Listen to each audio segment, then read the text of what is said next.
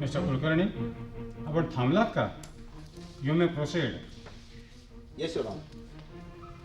Your honour, मला वाटतं हा खटला नेहमीच्या इतर सगळ्या खटल्यांपेक्षा अतिशय वेगळा असा खटला आहे. उदयोन्मुख बालगायक कुमार शिरीष देशपांडे हा श्री आनंद देशपांडे आणि सौ उषा देशपांडे यांचाच मुलगा आहे. परंतु शिरीष हा आपलाच मुलगा आहे असा शकुंतलाबाई जोशी अजूनही दावा करतायत. होय, शिरीष हा माझाच मुलगा आहे. 9 महिने मी त्याला पोटात वाढवलाय. अच्छा, म्हणजे तुमच्या म्हणण्याप्रमाणे शिरीष देशपांडे हा तुमचा मुलगा आहे, त्याला तुम्ही 9 महिने पोटात वाढवलं. मी खरं तेच सांगते, देवा शपथ. शकुंतलाबाई, खटला सुरू होताना तुम्ही एकदा शपथ घेतलेली आहे, तेव्हा आता पुन्हा पुन्हा शपथ कशासाठी घेत आहे? Mister Kulkarni, proceed father. Yes your honour. Your honour, शकुंतलाबाईंना आणखी काही प्रश्न विचारण्या अगोदर मी कुमार शिरीष देशपांडेला एक शेवटचा प्रश्न विचारू इच्छितो. कुमार शिरीष आनंद देशपांडे, या बाईंना तू ओळखतोस? नाही, मी या बाईंना ओळखत नाही. मी या बाईंना कधी पाहिलेलंही नाही. That's that your honour. आता बोला शकुंतलाबाई, तरीही शिरीष माझाच मुलगा आहे. अच्छा, शिरीष तुमचा मुलगा आहे या तुमच्या विधानाला काही पुरावा तुमच्याजवळ आहे ना? त्याच्या मानेजवळ उजव्या बाजूला एक जन्मखूण आहे. पाहिली? पटली खात्री? युअर ऑनर, जा. जन्मतःच असलेल्या खुणा आई सहसा विसरत नाही आणि माझी स्मरणशक्ती तर खूप चांगली. अतिशय चांगली आहे, खूप चांगली. मान्य. शिरीषला तुम्ही जन्म दिलात, 9 महिने त्याला तुम्ही तुमच्या पोटात वाढवलं असं तुम्ही एकीकडे म्हणता आणि दुसरीकडे शिरीषच्या जन्मदात्याला त्याच्या वडिलांना ओळखत सुद्धा नाही असंही म्हणता. हे कसं शक्य आहे मिलॉर्ड? कसं शक्य? कालिदासाच्या शकुंतलेला दुष्यंतानं नाकारलं होतं, पण इथे खुद्द शकुंतला स्वतःच दुष्यंताला नाकारते. शकुंतलाबाई, ज्या माणसाला तुम्ही आयुष्यात कधी पाहिलंही नाही, कधी भेटलाही नाहीत, अशा माणसापासून तुम्हाला पुत्रप्राप्ती झाली. होय, मी सांगते तेच खरंय. शिरीषला मी 9 महिने पोटात वाढवलाय, मान्य. पण तुम्ही त्याच्या वडिलांना ओळखत नाही आणि तरीही तुम्ही खऱ्या. तुमच्याशी बोलण्यात काहीच अर्थ नाही. मिलॉर्ड, मी आपल्यालाच विनंती करते, आपण माझी कथा तर ऐकून घ्या. ठीक आहे. प्रत्यक्ष पुरुषाशी संबंध न येता सुद्धा स्त्री गर्भधारण करू शकते. युअर ऑनर, हे काय महाभारत आहे का?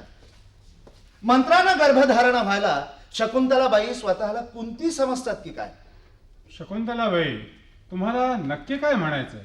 मला एवढंच म्हणायचंय मिलॉर्ड की मेडिकल सायन्सने खूप प्रगती केली, पण कायदा मात्र त्याची दखल घेत नाहीये. Objection your honour. Objection overruled. शकुंतलाबाई, पुढे बोला. काही वर्षांपूर्वीची गोष्ट आहे. त्यावेळेस मी अमेरिकेत राहत होते. नुकतीच माझ्या मिस्टरांची नोकरी गेली होती. अशा परिस्थितीत संसार चालवायचा म्हणजे पैशाची सोय व्हायलाच हवी होती. एवढ्यात अचानक एक दिवस एक संधी चालून आली.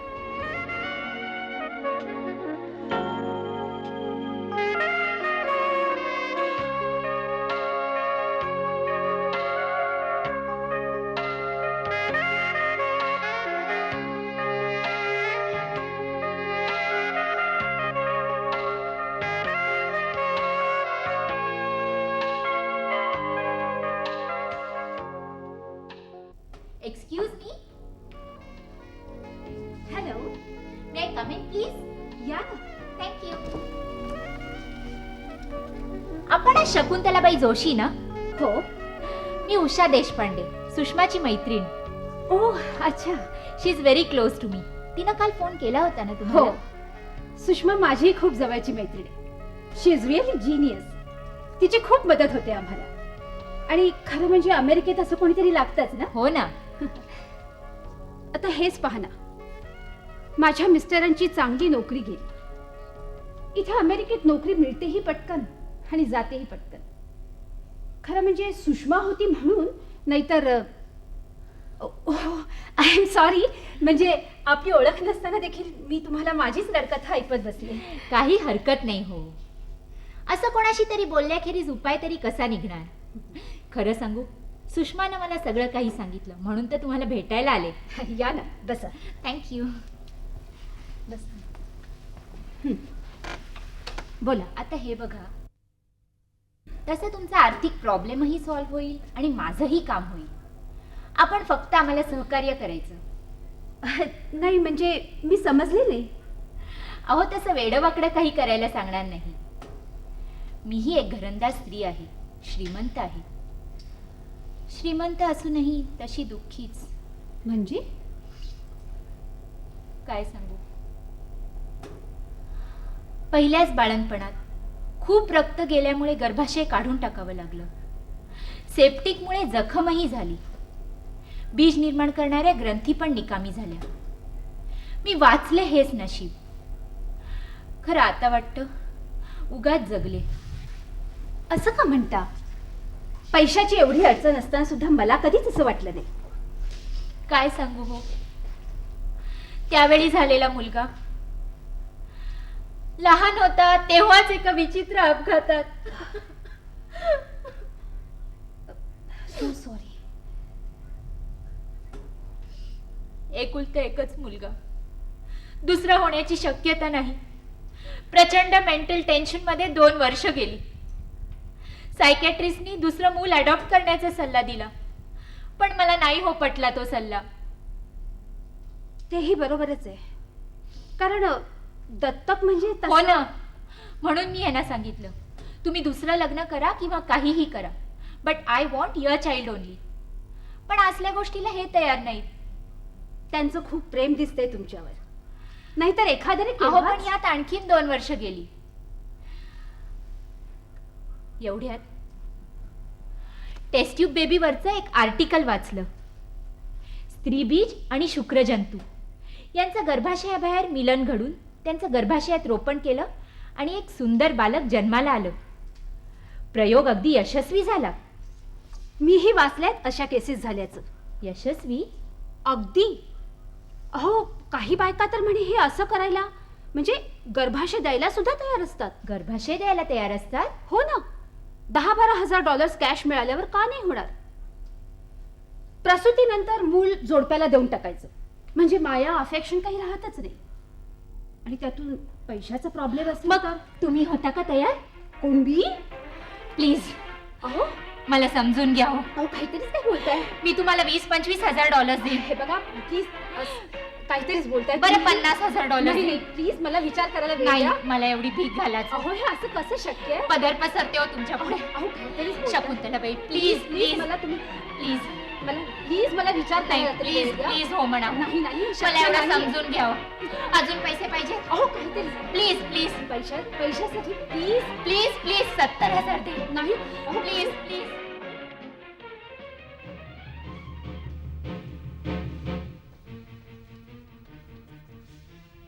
मिलॉर्ड, अशा रीतीने शिरीषच्या वडिलांपासून तयार झालेला गर्भ मी 9 महिने वाढवला. केवळ उषाताईच्या आर्जवाला प्रतिसाद म्हणून. त्यांच्या मातृत्वाच्या आक्रोशाने माझं हृदय हेलावलं आणि म्हणून मी होकार दिला.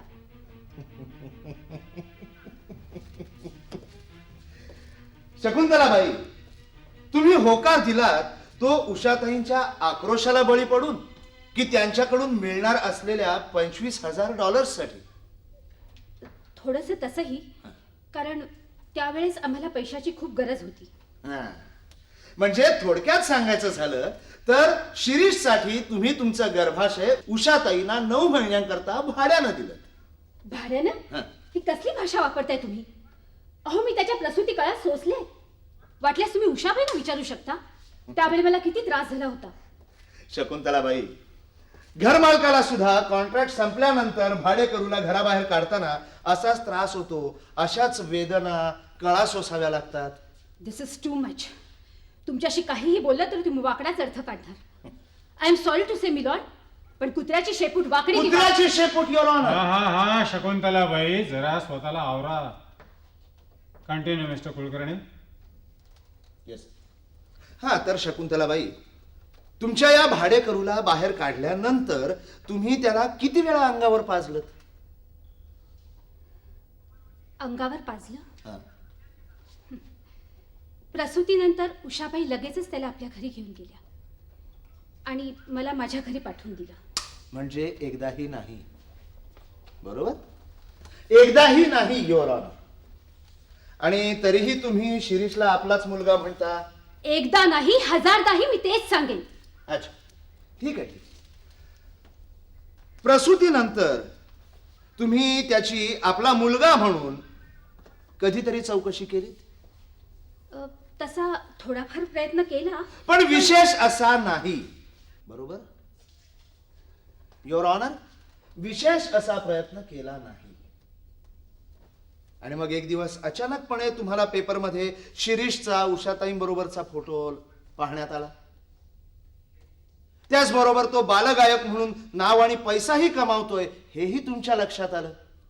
आणि मग अचानकपणे तुम्हाला शिरीषवरचा आपला हक्क आठवला, आपल्या वाढत्या वयातला आधार म्हणून. तो कसाही असता तरी त्याच्यावरचा हक्क मी सांगितलाच असता. हे prove to be lucky child for us. सुरुवातीला त्याला विसरण्याचा खूप प्रयत्न केला मी, पण आता मात्र त्याची खूप आठवण येते. Good good good story, good story. Your honour, विचार करण्यासारखी गोष्ट आहे. आपल्या वाढत्या वयातला भक्कम आधार म्हणून शकुंतलाबाईंनी शिरीषवरती आपला हक्क सांगितला आणि ही शास्त्रीय कथा रचली. मी खरं तेच सांगते. वाटल्यास तुम्ही उषाबाईंना विचारा. मला वाटतं त्या खोटं बोलणार नाही. No objection. उषा देशपांडे. उषा देशपांडे हाजिरो.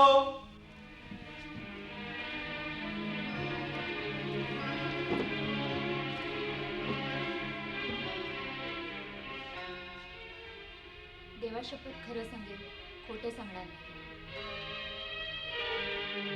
उषाबाई, अगदी खरं सांगा. त्यावेळेस तुम्ही माझ्या पुढे पदर पसरला होता. आज मी तुमच्या पुढे पदर पसरते. वाटल्यास तुमचे सगळे पैसे व्याजासकट परत करते. एक मिनिट. न्यायाधीश महाराज, शकुंतलाने सांगितलेली सगळी कथा अगदी खरी आहे. हेल्पलेस होऊन मी तिच्याकडे त्यावेळी ही आगळी वेगळी भीक मागितली. त्यानंतर वर्षभर आम्ही अमेरिकेत राहिलो. यांच्या कामानिमित्त राहिलो असंच इथं सर्वांना वाटलं. आणि येताना एक सुंदरसं बाळ घेऊन आलो. कोणालाच संशय आला नाही. We all were extremely happy. Delivery नंतर लगेच बाळ आणल्यामुळे शकुंतलेला माया लागण्याचा प्रश्नच नव्हता. उषाबाई, मी आपल्याला पुन्हा एकदा विचारतो, आपल्याला एवढा खटाटोप करण्यापेक्षा खरोखरच दत्तक घेणं सोपं नसतं झालं? या प्रश्नाचं उत्तर शकुंतलाला सांगितलेलं आहे. मला ह्यांचाच मूल आमच्या घरात खेळावं असं सारखं वाटत होतं. आपल्या पतीचा मुलाविषयी आग्रह होता? नाही. मिलॉर्ड, याचा अर्थ दोघांचंच आयुष्य त्यांना मान्य होतं. मग आपणच अपत्याविषयी आग्रह का धरला होता? वकील साहेब, कितीही पैसा असला, सुख असलं तरी स्त्रीचं मन हे मातृत्वासाठी आसुसलेलं असतं. मिलॉर्ड, सर्व वैभवाने सॅटिस्फाईड असलेल्या आमच्या घरात अपत्याची उणीव होती. हे मूल आलं आणि माझी माया ओसंडून वाहू लागली. माझी माया मिलॉर्ड, माझी माया, शकुंतलाची नाही. मिलॉर्ड, बलात्कारातून झालेल्या मुलाविषयी आईला माया वाटते. मग शिरीष तर माझ्या शरीराचा एक भाग. मी आपण होऊन स्वीकारलेला आहे. एक मिनिट. एखाद्या शिल्पासाठी पृथ्वी आपल्या पोटातला दगड देते, पण त्या दगडाचं सुंदर शिल्पात रूपांतर करतो तो शिल्पकार. त्यासाठी अहोरात्र मेहनत घेतो तो शिल्पकार. पृथ्वीने आपल्या पोटातला दगड दिला म्हणजे पृथ्वी शिल्पकार होऊ शकेल? ज्या स्त्रीनं या हाडामासाच्या गोळ्याचं रूपांतर माणसात केलं, त्याला संस्कार घडून त्याचं सुंदर सुंदर शिल्प केलं, तीच त्याची खरी माता. नाही मिलॉर्ड, ती त्याची खरी आई नाही, तर जिनं त्याच्यासाठी 9 महिने शारीरिक आणि मानसिक खस्ता काढल्या तीच त्याची खरी आई. अशा वेळी स्त्रीचं मन किती हळवं झालेलं असतं ह्याची कल्पना फक्त एका जन्म देणाऱ्या स्त्रीलाच येईल. आणि म्हणूनच म्हणते मिलॉर्ड, तीच त्याची खरी आई, आणि ती म्हणजेच मी. मिलॉर्ड, मला या बाबतीत काही सांगायचंय. मला बोलायला परवानगी द्यावी. आपण कोण? मी मनीषा सरदेशमुख. शिरीषची खरी आई उषा नाही, शकुंतलाही नाही. त्याची खरी आई मी आहे.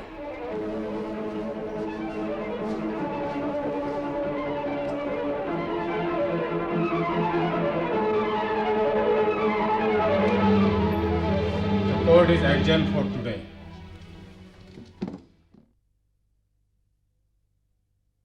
या देशपांडे सर, या बसा. विलास, 2 चहा. चहा घेऊया कुलकर्णी साहेब. सॉरी वकील साहेब. अरे काय देशपांडे? नाही सॉरी साहेब. काय या खटल्याचं टेन्शन फार भयंकर आलं बा. टेन्शन आहे, चहा घ्यायलाच पाहिजे. काय गुंतागुंत वाढायला लागले तुमच्या केसमध्ये. बाय द वे, मला एक सांगा, तुम्ही या शकुंतला बाईंना आजपर्यंत कधीच भेटला नाहीत? नाही भेटलो. नाही, नीट विचार करून सांगा, नक्की भेटला नाहीत कधी? नाही, मी खरंच नाही भेटलो.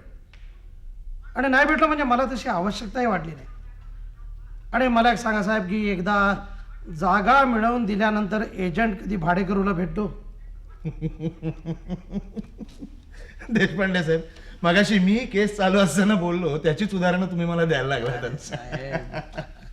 नाही, काय आहे, मुलगा तुमचा आहे, भावनेचा प्रश्न येतो ना तिथे. भावनेचा प्रश्न येतो. भावनेचा प्रश्न येतो म्हणूनच मी भेटलो नाही. म्हणूनच भेटलो नाही. उगाच नसती भानगड नको. बाय द वे, ही मगाशी अचानकपणे आलेली तिसरी बाई कोण? ती चहा घ्या ना आपण साहेब. या, चहा या, घ्या. चहा घ्या घ्या. काय देशपांडे, तुमची केस फारच इंटरेस्टिंग व्हायला लागली. असं बघा वकील साहेब, की त्यावेळेला हा गर्भारोपणाचा प्रयोग अगदी नवीन होता आणि आम्ही तो अगदी नाईलाजाने स्वीकारलेला होता.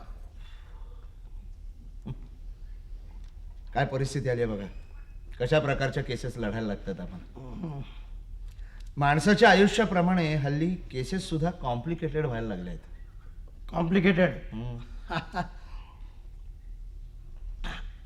असं बघा वकील साहेब, पण आमची जी केस आहे ती असहाय्यतेमधनं निर्माण झालेली केस आहे. पण मी तर परवाच एका कुटुंबातल्या एका स्त्रीनं केवळ या प्रसूती वेदना नकोत, ते पोट वाढणं नको, उलट्या नकोत, 9 महिने कुठे बाहेर येण्या जाण्यावरती निर्बंध नको म्हणून केवळ गर्भारोपणाचा प्रयोग स्वीकारावा असं आपल्या नवऱ्याला सांगताना ऐकलं. Yes yes. आणि सरप्रायझिंगली नवऱ्याने देखील ते मान्य केलं. धन्य दोघं. आहे की नाही बघा. म्हणजे आमची ही असहाय्यतेमधनं निर्माण झालेली गरज आणि ही असली अविचारी फॅशन याच्यामध्ये काहीच फरक नाही. म्हणजे साहेब, जर काय असंच चालू राहिलं तर उद्या असंही घडेल की नवरा एका ऑफिसमध्ये काम करतोय, बायको दुसऱ्या ऑफिसमध्ये काम करते आणि त्यांचा मुलगा तिकडे वाढतोय 3ऱ्या ऑफिसमध्ये, म्हणजे लॅबोरेटरीत. You right. तसं होण्याची शक्यता नाकारता येत नाही. पण देशपांडे, ही तिसरी बाई कोण? तिसरी तिने सांगितलं ना का काल नाव तिचं, ती मनीषा सरदेशमुख. आणि नाव झालं. मी उषा गाडीजवळ माझी वाट बघत असेल, मी जाता जाता सगळं सांगतो तुम्हाला. ओके, चालेल. Please please me Please. सगळं सांगतो तुम्हाला. या. चलो सर.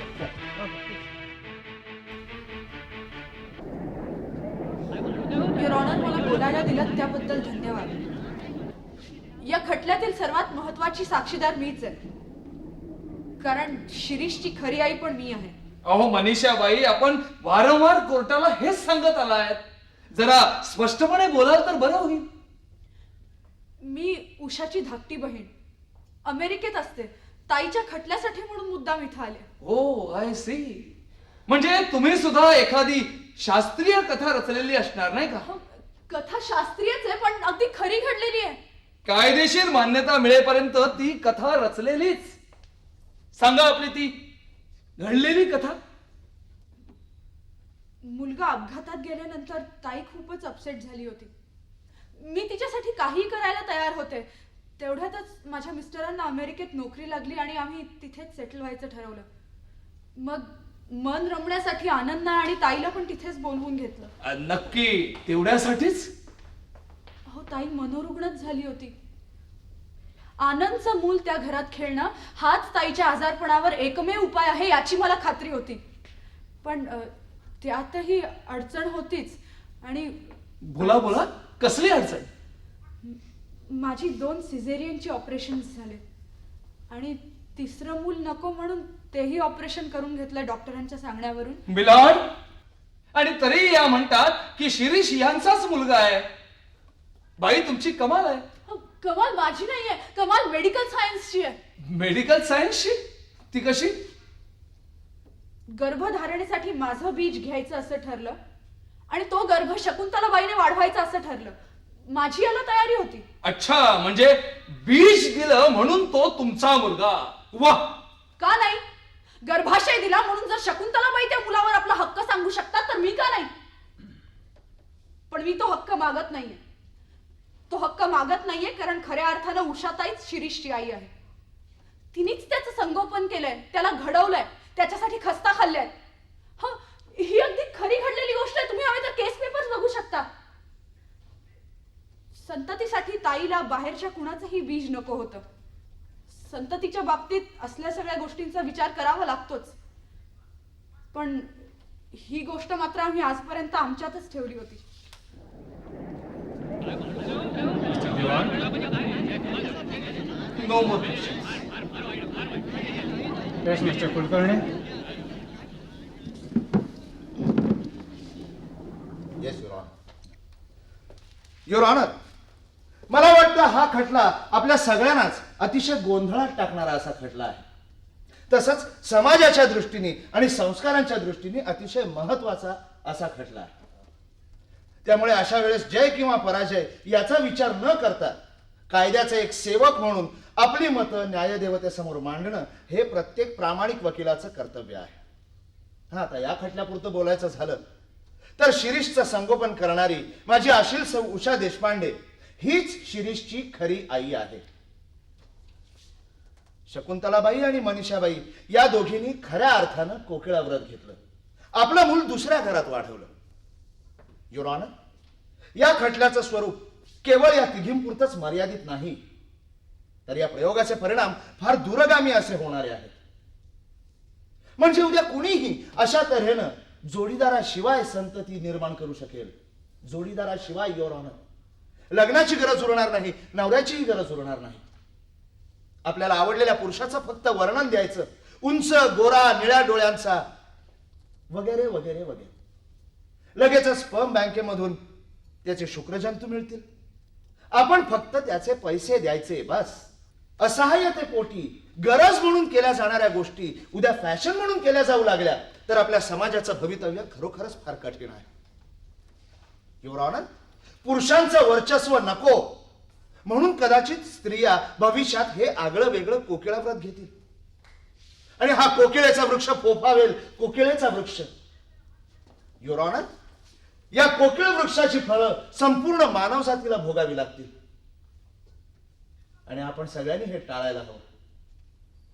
मला वाटतं माझे वकील मित्र श्री दिवाणही माझ्याशी सहमत असतील. That's all your honour. Yes milord, I agree. माझ्या विद्वान मित्रांच्या मताशी मी संपूर्णपणे सहमत आहे. अशानं लग्न संस्थाच संपूर्ण धोक्यात येऊन संपूर्ण मानव समाजाचं स्वास्थ्य बिघडेल आणि मानव समाजात 2 घटक निर्माण होतील. अंडी टाकणारे धनिक आणि ती अंडी उबवणारे गरीब. आईची माया, मिलॉर्ड, आईची माया हे शब्दच मुळे ऐकू येणार नाही. म्हणून युअर ऑनर, या प्रयोगाला यापुढे कायद्यानं बंदी घालावी आणि सदर प्रकरणात आपण योग्य निकाल द्यावा एवढंच मला सांगायचंय.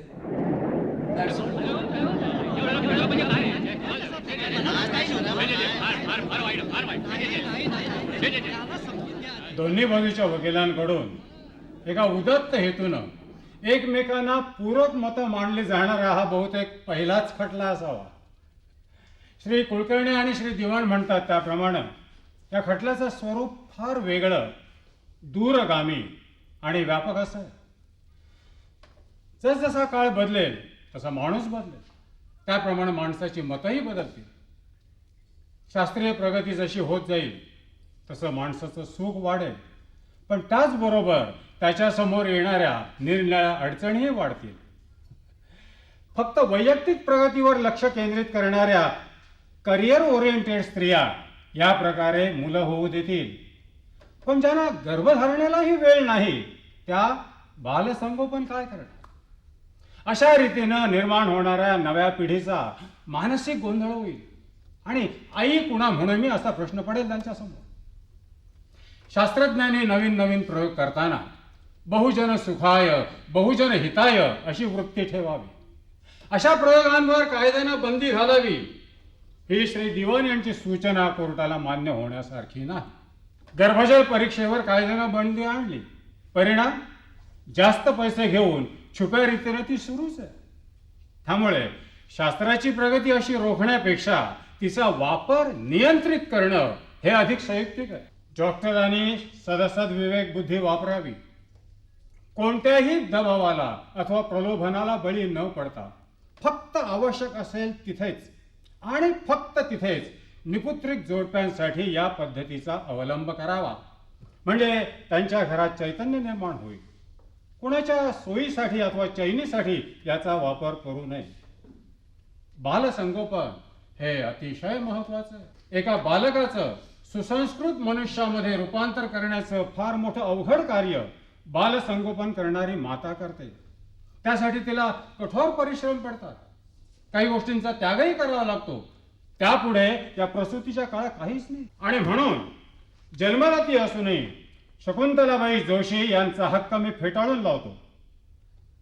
बीज देणाऱ्या शिरीषच्या जैविक माता मनीषाबाई यांचाही हक्क कोर्टात टिकण्यासारखा नाही. मात्र ज्या स्त्रीनं शिरीषचं जन्मापासून पालनपोषण केलं, त्याचं संगोपन केलं, तीच त्याची खरी माता उषा देशपांडे.